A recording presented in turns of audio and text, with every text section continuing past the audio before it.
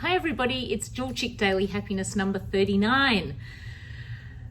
Well, I was an exchange student many years ago, 1984-85, and it was one of the happiest years of my life. It was so good. It was something I'd always wanted to do. I'd always wanted to go overseas and go to high school and see the cheerleaders and see, you know how we watch television in America and we see all those things happen. I always wanted to do that, and I got to do it with AFS, which was amazing. And my best friend there was a guy called Michael Johnson, who I really loved. I actually had a boyfriend, so Michael and I were always just friends, but he was just lovely and such a good looking, gorgeous guy. He had like dark hair and a beautiful face, and really, we just hung out together all the time. And we did quite a few classes together. And then somehow I managed to talk him into doing all these like after school sports, like we'd go ice skating, and then we went horse riding for a season, and then we went snow skiing at night, which was so bitterly cold. And somehow I'd always managed to talk him into doing all these things. So I was just thinking about him today and going through old photos and so forth. And there's three really great stories that I wanted to share because they always make me laugh, and he had such a great sense of humor. So the first one is we went to the movies one day, and you know those pylons, you know when there's like a red carpet and there's those pylons with like the rope?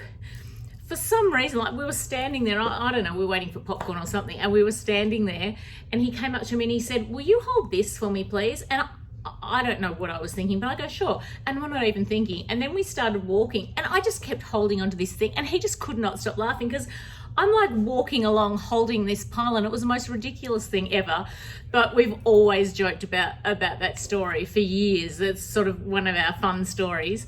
The second story is when I went back, like the following year, we went out one night, and it was after I was an exchange student. I don't know, I was about 20 or something. And we went out, and I said, I've always been too scared to drive on the road. Can you give me a go driving on the other side of the road? Because, in Australia, we drive on a different side of the road to the States. So I said, "Can I please have a go?" So he goes, "Sure." So like I'm driving, like what was I thinking? It was raining. Oh, it wasn't raining, it was snowing. Well, it wasn't snowing, but there was snow on the roads. And so like I'm driving, and next thing I know, Michael says to me, "Oh my God, Megan, there's a house." And next thing I know, we could have been in like one of those newspaper articles where they go, "Oh, and the car crashed through the living room of the house." And all of a sudden, like I don't know what I was doing and why I wasn't like looking ahead. All of a sudden I'm like looking, and there's this house like 7 feet away from us. We scratched all down the side, and we were like, "Oh my God." Anyway, we laughed and laughed about that after the event, of course, not during.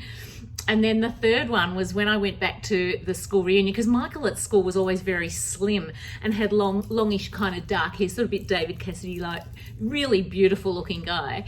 And I went back to the school, I think it was the 20-year school reunion. And I hadn't seen photos. There was no Facebook at this point, so there was no way of me referencing him. So I like walk into this bar, like really excited to see my best friend, and I'm like looking around, and where is he? Where is he? Where is he? He's just standing there laughing at me because he looked so different, because he'd gotten bigger and, lost a bit of hair and grown a beard. So he's just sitting there hysterically laughing. And that's how I found him, because he was laughing at me. I go, "Oh my God, I can't believe it was you." So he always made me laugh. And they're my beautiful memories of Michael. And today he died. So I wanted to share something happy about him, because this is a big loss for me. And I loved him very much, and I even just spoke to him a couple of weeks ago on his birthday, and he made my year so fabulous, and it's just a friendship. He's just like, I've already lost, my other 2 girlfriends who know my memories, and I feel like all my friends are going that have those young memories. So I wanted to share those memories with you so that you can remind me of them one day, because I haven't got him to share that funny time with anymore.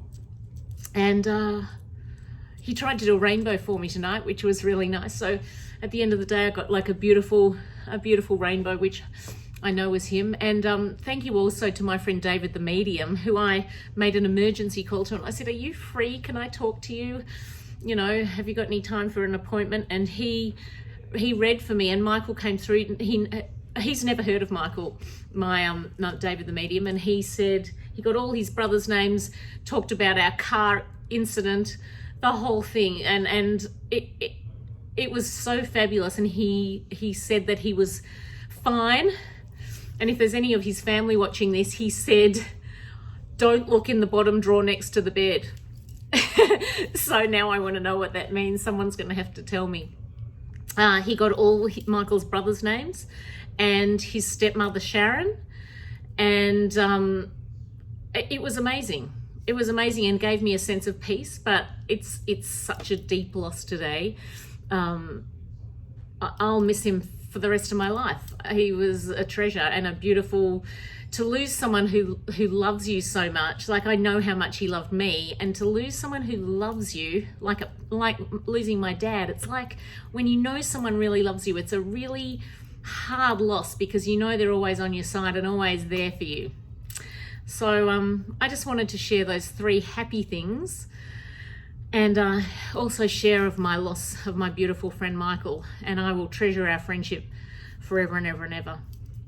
See you tomorrow, everyone.